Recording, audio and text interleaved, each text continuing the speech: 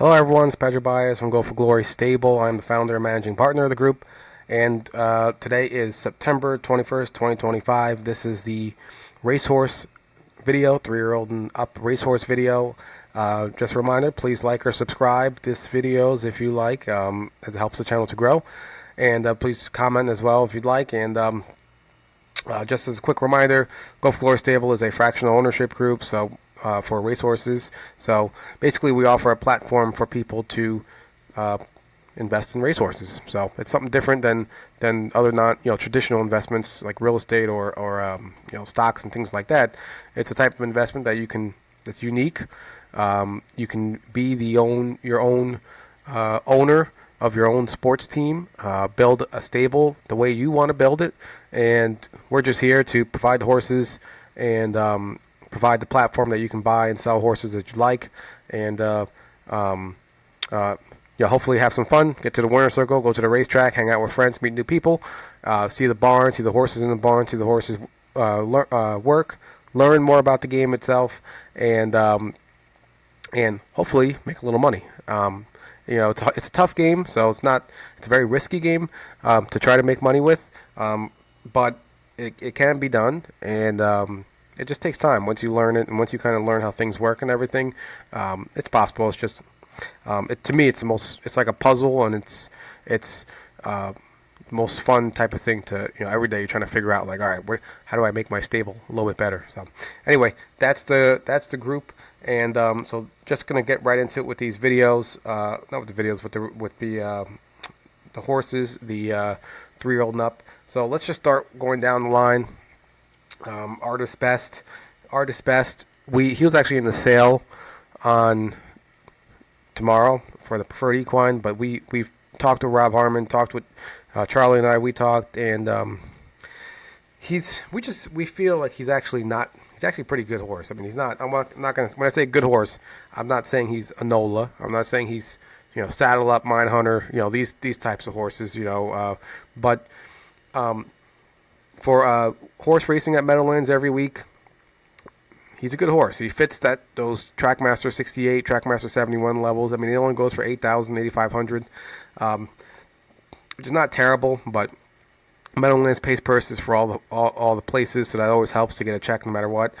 We're New Jersey owned, fully owned, so we get in every time we want at Meadowlands, and the horse has proven that he can be one of the top horses in those classes every week, and he also is proven he can be one of the top horses in the MADC, the amateur races that actually go for 11,500, so a lot more than the 8,000. So, but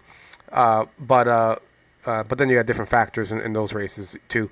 But yeah, we decided to keep him, so he's withdrawn from the sale. He's not going to be in the sale tomorrow, and he's a horse that hopefully we can race the rest of the winter. Meadowlands opens back up in mid to later, like midish later October. I think like a month from today, I want to say, or October 19th, something like that. And so the plan is that he'll be at Meadowlands, and he's the type of horse that the way he races the best, he has to be covered up, meaning he can't be on the lead, or you can't make his move like too soon on the outside. And you have to kind of just, when I say covered up, meaning he just got to sit in with a bunch of horses, and then in the stretch, in the last quarter, he'll explode. So he has one big move in the last quarter, and he'll explode. He does have a move in the beginning of the race where he can get post position. He can get off the gate and get post position, but then he has one big move at the end that the only way to really unleash it properly is to wait until the end, like the last quarter, and then he'll pop and then he'll explode.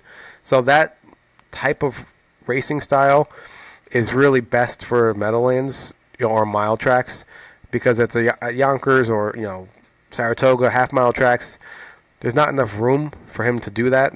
The stretch is so short, like there's no time for him to do that. And even 5/8 tracks, he has a little bit more time than a half, but still, the mile is really where he fits best. So after all that, we were thinking about it. We said, you know what, let's just keep him. He's a good horse. He's doing fine for us. He's racing strong, and he fits really great at Meadowlands. And he's actually been knocking on the door to get another win. So we're gonna keep him and have a little fun with him. Like I said, he's not a horse that a high-end horse where you can kind of bank on, where you can you're like, wow, I'm going to make a lot of money with this horse every month. He's more of a horse that I would say more like an entertainment horse. He'll give you action racing every week. He's sound, healthy, and he'll give you a good effort. And he's might get us in the winner circle, so it gives you a good reason to get out to the Meadowlands every week. So that's Artist Best. Moving on to Charming Princess. Charming Princess is she's as I mentioned in the previous video. So her next step is to be sold in the Harrisburg sale. So she's just turned out right now. She was sore again, her ankle. The vets can't figure out why she's sore again, and she can actually. It looks like based on her analysis, she can actually get a decent amount at Harrisburg. So that's the plan. Just going to keep her turned out for now, and then Harrisburg. A lot of the breeders are buying broodmares from there, so she should have a lot of eyes on her. And she actually has a lot of siblings, like some siblings and family members, close family members, going in Lexington. So that will give us an idea, kind of how her family's worth. But that's her story. They all don't work out, but you don't want to keep trying to hope something comes. Hope. A miracle happens, and her ankle's healthy again. And so, just gonna move on. And she has good. That's the benefit of buying trotting fillies or trotting mares, is they have that trotter breeding market is very strong. So you can kind of. I mean, if we get 30,000, that's what we paid for her. So for a horse that can't even race. So just think about it. Like with the geldings and the colts, you don't get that. So it's a big benefit. Just keep that in mind whenever we buy trotting fillies. Like there's a big insurance built in, broodmare value that's very real.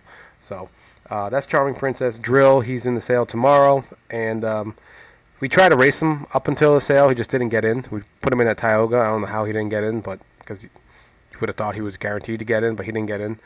And or maybe not. Maybe with the days, I can't recall. But he didn't get in. We tried to race him, but he's in the sale, so we'll just hope for the best and wish him the best of luck. Nola, she's doing fine. She's just getting a break right now, expected break. She's been racing hard all winter last year, January, December, November. She's been racing all along up until now, and she's been racing really great. So you don't want to push it too much, especially with the horses as nice as her. So we're just giving her a break and then bringing her back for the fall and the winter.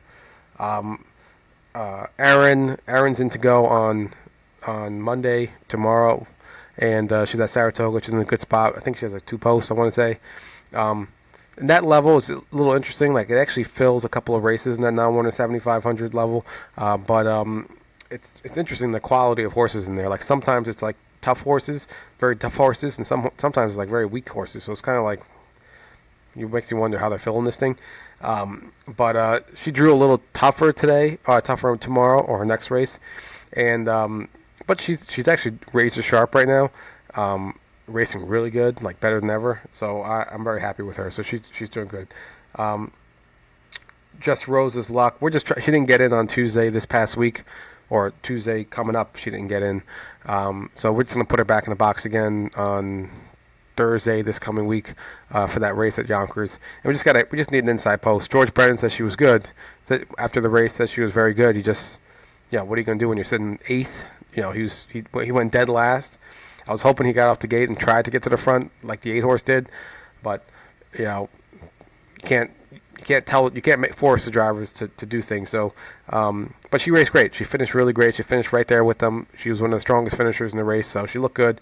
She just needs an inside post at Yonkers, and she hasn't gotten an inside post at Yonkers the past 3 times. I think it was like 8, 7, 6, 7. So I don't know what's going on. So hopefully we can get a little luck in that regard. She's due.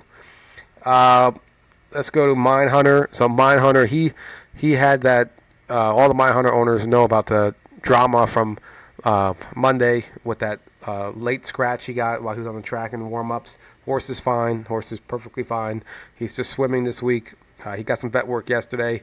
And he's on a 10-day vet list, meaning he can't qualify until 10 days from Monday this past week. So that would probably put him into the earliest he can qualify is later this coming week. So later this coming week is the earliest he can qualify, probably at Monticello or Poconos. And then after that, after he's qualified, then we'll probably look to race him. At the moment, we're thinking about racing him outside of Yonkers for a bit, like where he can be a little bit more of a big fish in a small pond, probably like Saratoga, maybe Poconos, maybe Plain Ridge, but just get him out of Yonkers just for a little bit. Even though he can do fine in Yonkers, I mean, he was one of the favorites for the non-winner 10,000, from that 2-hole when they scratched him. But just gonna get him out of Yonkers just for a little bit, and then we can always go back. We probably will go back. Not always. We probably will go back. But that's the story. He's doing great. There's no issue with that. He's one of the best horses in the barn. He's a war horse. He's just a war horse that has, you know, these horses. They, as I tell people, they're not machines. So they always have, just like sports athletes, they usually have something that aches them, whatever it is. Like Mickey Mantle had his knees, so he was getting cortisone shots all the time, and these horses are the same way. So sometimes they have little aches and pains, and you got to work with it. But they race great. They just kind of the war horses battle through it. So, and he's definitely one of those. So he's doing fine. Money Man, his next step is 8 days from now at the Massachusetts Sire Stakes. So the horse that dominated last year, Belmundo, he's back racing, but he just hasn't looked right. I don't know if he started really late as a 3-year-old, so I don't know if he got hurt last year. He was really good last year, but if he's not the same horse, then it's basically going to be like My Degenerate and Castell Lindy and Moneyman, probably going to be like the main players in there, and which is fine. I mean, he came in third last time, third. 3 legs came in third, and then the final came in third. So, and he still made like 75,000 in that by doing that, in 2 months or 1 month of racing. So we'll see how that goes. But he's doing fine, and that's the next step for him. Saddle Up. We claimed him. We won the claim on Monday, and he wired the field, and he does his patented move where he kind of gets to the front, and then he just wires them, and that's just kind of the horse he is. And he's a powerful horse, and he's made just under $500,000. 7-year-old gelding pacer, classy guy, and so we're really happy to have him in the barn. We're probably we're trying to figure out where to race him. We put him in the 30s initially, but then the class didn't fill at all. So we might. There's actually 2 divisions now of 40s, and it's a little bit watered down. There's a bunch of 30s that jumped into the 40s, and he was beating the 30s consistently. So we might actually take a chance with the 40s, just because there's, like I said, it's 2 divisions now, and it's kind of like a mixed 30/40 type field class at the moment. So I think he might actually do pretty well in there. So that's what we're going to put him next. That the draw is on Tuesday next week, and we're looking forward to him. He's a really nice, big, strong horse, doing great in the barn right now for Rob. Ship's Revenge, she's in the sale tomorrow, so I mentioned her. So she's okay horse. She just, I mean, if we keep racing her, will she do okay there? Yeah, she'll probably do okay. She'll keep getting her seconds, thirds, fourths. Outside post, she kind of has to. Depends on if it's a weak race or not. What you can do. And the issue with her is that she's not bona fide like 1-2 type of horse in there. She's not bona fide the best horse in that class, or like the second best, or even third best. So she kind of needs luck with the draw. She needs luck with the fields, and it's just getting too much. And if we keep drawing these 7 posts and 8 posts, it's just not gonna work out. So she's okay. She's healthy and sound. She's gonna be in the sale tomorrow, and we wish her all the best. But she did okay with us. But she's just not quite as good as we hoped she would be, which is fine. That's how racehorses go. So she's in the sale tomorrow. Skybox. He had the vet working on him yesterday with Paul, and they were blocking. Basically means it's like you put the vet basically puts like medication, like almost like a painkiller in certain areas of their legs, and basically it's like trial and error. You're trying to see, does the horse race, is the horse in pain right now, and then if you inject the ankle, is the horse all of a sudden amazing, because there's no pain in that ankle. The horse is like just doing incredible. And so they were doing all that stuff, checking the knees, everything, and then eventually they got to the back right hind. So the back So his hind right leg, the ankle. So they felt that when they put the medication in the ankle, that he trotted better and a lot smoother than usual. So the vet recommended to inject the ankle, so we'll see how that goes. And that's that he's done a vet list, kind of like my hunter. So now he needs to wait 10 days to qualify, and then he'll get back to racing. If that's all it is, the right hind ankle needs to be injected with like cortisone and steroids and things like that, all legal stuff, just therapeutic medication. If that's all it is, then that's like the best thing in the world. If that's all it is, and this horse goes out there and does 55 like he normally does and looks the same horse like we know, then I don't want to say we hit the jackpot, but it's kind of like, wow, like that's the best possible scenario right now. If that's all it is, versus the vet can't figure it out. He needs time off. He's got something major. They did X-rays, all that stuff in that area, and there was nothing wrong with it. So. Let's keep our fingers crossed that's all it is, and then we'll see how he is. But so far, that's what we're hearing, and that's very good news if that's truly what it is. So, but we got to see. I mean, the horse has been he's as a 2 and 3 year old, he was the most consistent horse we had in the barn, and then all of a sudden, as a 4-year-old, it's been struggling. So let's just kind of see how this goes. But I'm cautiously optimistic, because if that's what it is. If that truly is what it is, and that's actually a great thing. But let's see. Let's keep our fingers crossed. Soho Skyfall, he's taking a break as well right now. I didn't show the replay for Skybox, by the way. He just broke. He just got off the gate. He broke when we got off the gate. Soho Skyfall, he's just getting a break right now, similar to Enola. And the horses, I think I mentioned in the last video, when they come from Australia. They came in February. They go from Australia to Alaska. They go all the way to Alaska. From Alaska, they go to Chicago. And throughout this, they're in like quarantine when they arrive, and those flights are like 18 hours, and it's really like a traumatic ordeal. And then they get on the truck from Chicago all the way to New Jersey, and then he did all that, and then he was in the barn in New Jersey in the freezing winter. And by the way, the seasons are different in Australia, so I'm pretty sure in the winter here it's like warm over there, like it's hot over there. So he comes over here when it's hot over there. He comes over here, it's freezing. He just dealt with a lot, and he's a trooper, because he did it. He handled it really great, and then he went to racing. He qualified, went to racing, and been racing. He raced really good for us this year, really good. But yeah, we're just giving him a short break. He needs to.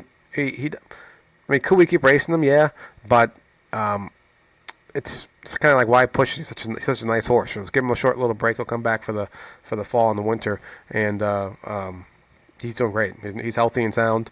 There's no issue with him whatsoever. So one of the best horses in the barn. Very happy with him. So anyway, with that being said, this is the Racehorse video, and good luck with your horses this week. Like it's a little bit lighter right now. We want to bring in some new horses, so just hang in there, hang tough, and then Meadowlands isn't open, so that's that's a little bummer right now.